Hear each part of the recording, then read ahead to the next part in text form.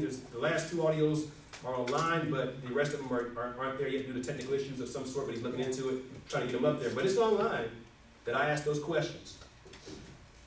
And as far as it goes, that is proof that with information wasn't given to us even when it was asked about directly. That itself, in my opinion, warrants an investigation. Now, but as far as it goes, that all comes into the budget because $35 million is already gone. Okay, now, I would have rather, like I said, like all of us for the most part, we may not be in the debt. We may not like taking out loans for stuff and things like that, but at the same time, when I look at $35 million, if we turn around and say, oh, hey, you know what, let's take out a $5 million or maybe a $10 million bond and let's apply it in this direction right here. Okay, at that point in time, that would have been a large, huge impact on our city economy. Taxes may have went up a little bit or something like that, but maybe that was something that the citizens would be saying, okay, we can do that. That little amount right there, we can do that. But instead, $35 million, because the new water plant is going to be the water provider for the MUD. And so, like I said, another reason why water was a good reason to say no. So $35 million invested in that, plus paying their overhead costs and all kinds of other stuff over there. And then, like I said, then the roads that we have to build, that we're contractually obligated to construct for them, that's another $30 million that we're looking at trying to borrow. But the thing about it is this, the $30 million that we're trying to borrow for that road is, they basically, it's only earmarked for that area. It's not earmarked for anywhere else in Killeen. Just earmarked for that area. Okay, so all these things, all of a sudden you have $65 million on the line, and that's before you mention any of the other obligations we have, and other obligations we have to take on. That's $65 million right there that we can use towards PD, FD, community center, anything else. So when it comes down to it, like I said with the budget is the key thing in all this. The city government didn't grow with the population. Yes, ma'am. Regarding the budget, one thing that I've noticed here in Killeen, I am from New York City, moved here about 14 years ago, and the crime rate is ridiculous here. Yes. However, one of my biggest things is there's nothing here for teens. You have a lot of activities or something for younger kids, but you don't have anything in this city for teenagers. And see, that was one of my things about. If you're not in sports, and every kid is not in sports, there is nothing here. So why don't anyone see the connection from the crime? Yeah. Look at the teams. I mean, I literally look on my app every day. There's a shooting every weekend, at least in this city. And if you look at the ages, 16, 17, it's ridiculous. Oh, yeah. For the budget, that piece of it is not being addressed at all. Yes, we need to take care of the police department. Yes, we need to do things for the fire department, but Exactly. the problem. And I'll say this to that, and I agree with you on that, and that's 100% true statement. I'd rather go back to Harlem. And I'll tell you this, but as far as it goes though, the answer I keep getting from some people, council members, and even some people regarding bringing those types of businesses in is rooftops. We need more rooftops. We need more rooftops. We need more rooftops. Now, but they say, I mean, that's what I've been told. They told me that that's our real estate the number of of rooftops will determine what comes in. I think we're big enough for Dave and Buster's, if you will, something like that, if you will. But even like you said, other stuff, then the story they would tell you is they will keep telling you rooftops. We need more rooftops. And so rooftops cannot support a city economy. Taxes on houses can't afford a city economy, but that's what we seem to be driving on right now. And that seems to be our push and our goal. Now, and I'll say this and I'll get to the KDC. When you talk about ethics, all right, when he talks about ethics, I'll say this. When I did the MUD to town hall with the other young lady, Melissa Brown, one thing that happened was this. Our former mayor, Dan Corbin, he held up a piece of paper and said, I got the contract, right here, my name was not on this piece of paper. And she can test them, she went back and she got a piece of paper and said, yes, your name was on it, I had it right here. Now, the contract, the copy of the contract is on her website, that's Melissa Brown, and the copy of the contract is on my website in the week with Killeen City Councilman District 4, Steve Harris. But, real quickly, I'll get somebody with glasses, I guess. I want to ask you, because you got to be impartial. Read that right there for me.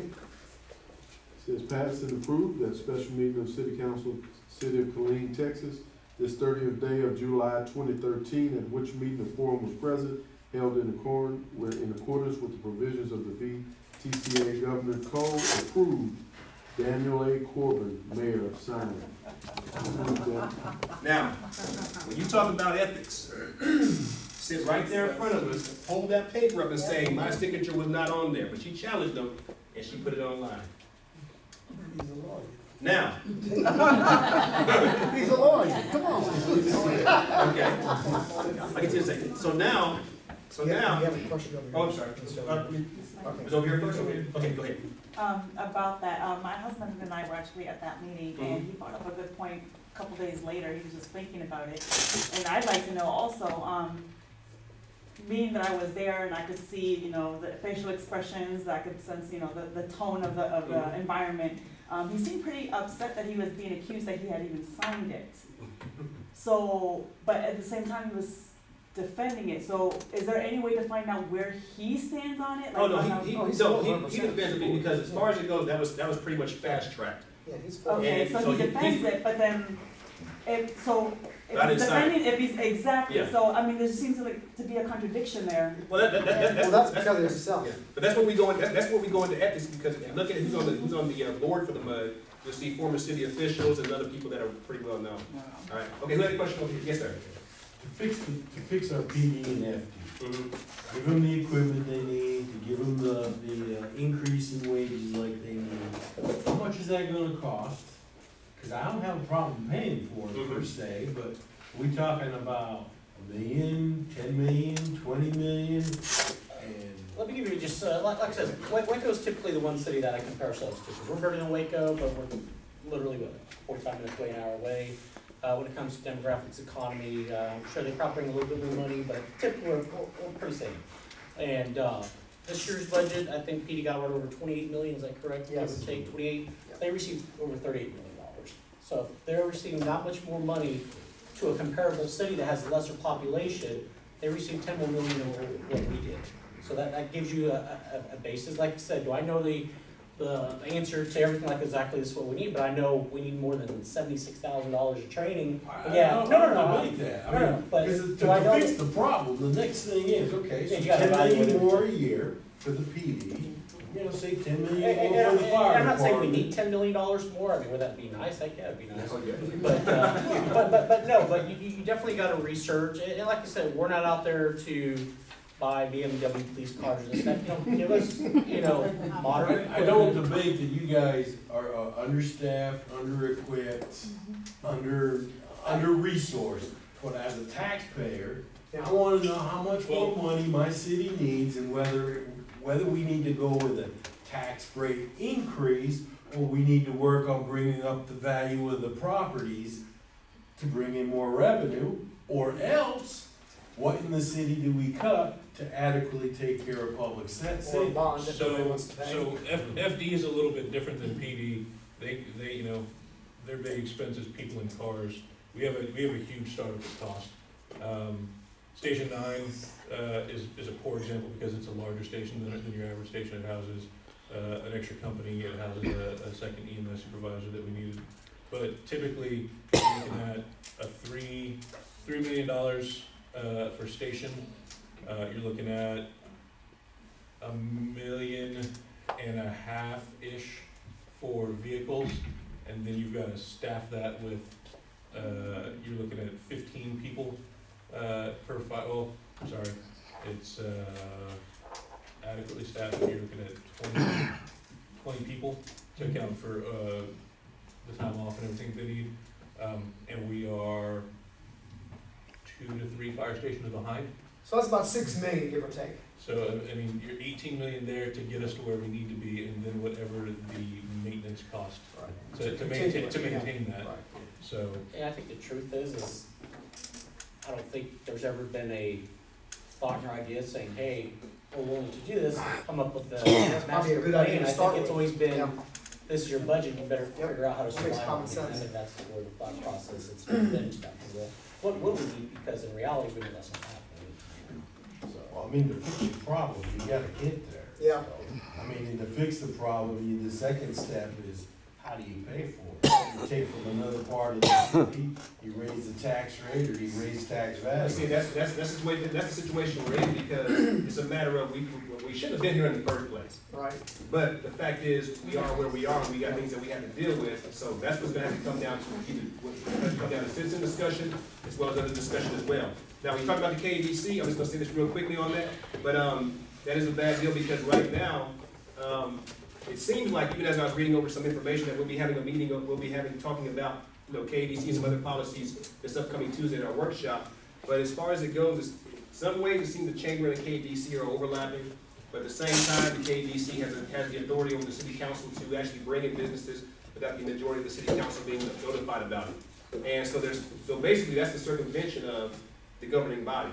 And people can disagree with it, but, and then, you'll have a chamber president say, well, we have 3 people on the city council on the board. So here's my thing right here. People accused me last week of having a walking quorum when I just went to somebody and said, hey, what did you think? How did it go? This is what I was talking about.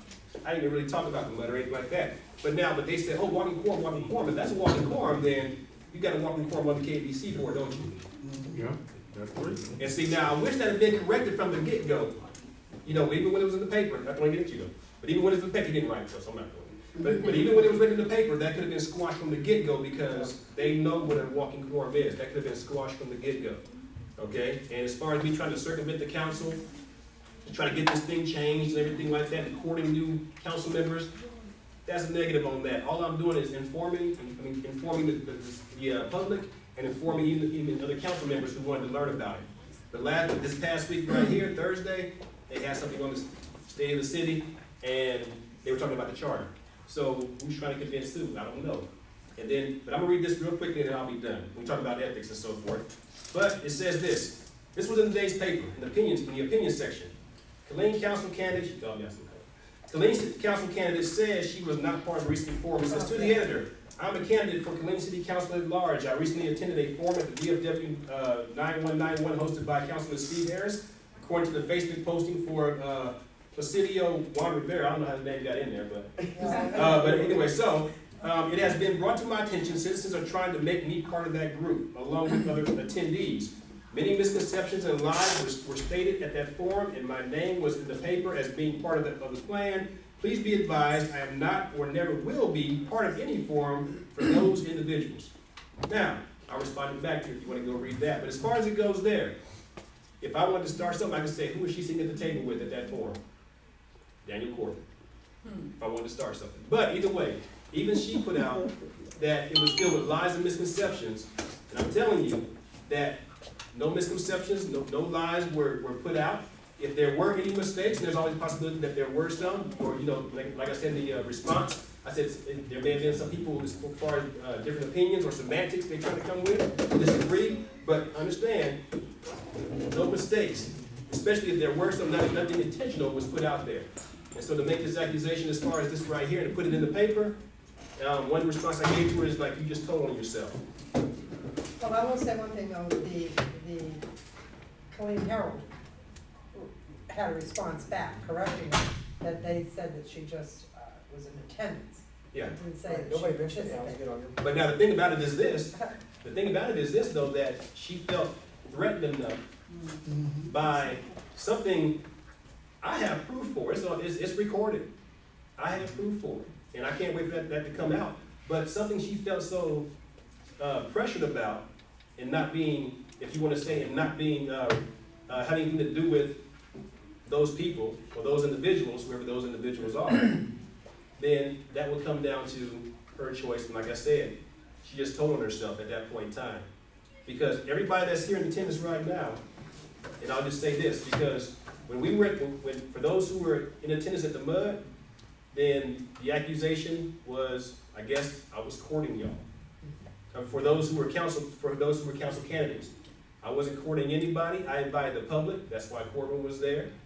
I invited everybody, and my thing was to basically give you some information in regards to why I think this MUD issue is one that needs to be addressed and investigated. Okay, and I thought you saw your hand up. Okay, but okay, go ahead, real quick. I just got a couple things. Oh, of course, do something for a real quick second. What I'm gonna do here is I'm gonna go ahead and open the door, and I'm gonna act like we're done with the meeting. But now we're just sitting here chit chatting just on our own. So. There's a couple things. Obviously, I don't speak for any group or anything like that, but I know it's a delicate balance between being responsible for the whole city. All right, and I've had conversations with other members of the city, you know, that aren't necessarily in law enforcement or fire department, because we have to keep in mind there's a lot of other departments that help make the city run efficiently and effectively. Oh, I mean, absolutely. you have Absolutely. trash, you have a lot of, you know, the street water department. I mean, let's just say, if we don't have people come pick our trash up, guess what's gonna happen, you know? I remember one time there was consideration of outsourcing our services, and probably still is, which is crazy to me, because look at all the workers that work in the city department that, you know, essentially now, are you telling me if we outsource, does that mean now they lose their job? Well, I have friends who work for trash. I mean, I don't want them to lose their jobs or their benefits or anything like that. And another thing is, obviously, everybody's in this room, you look how big it is. We have to go out and talk to our friends or people like that, because essentially you have, and I'm not, these aren't official numbers, you have basically 3,000, 4,000 people making decisions for the whole city of Clinton, which is crazy. You have 150,000 people here, and if you want to run for council, no offense to me, obviously, you just got to get basically about 1,000 people to vote for you, which isn't very